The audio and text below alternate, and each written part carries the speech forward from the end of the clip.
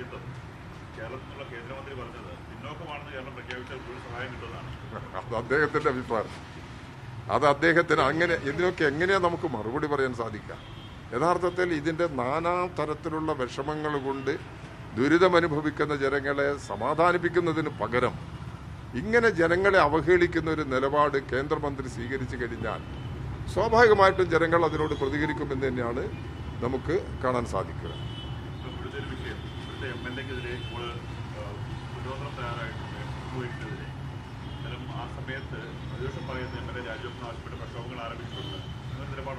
ഏത് MLA ഉദ്ദേശിക്കുന്നത്?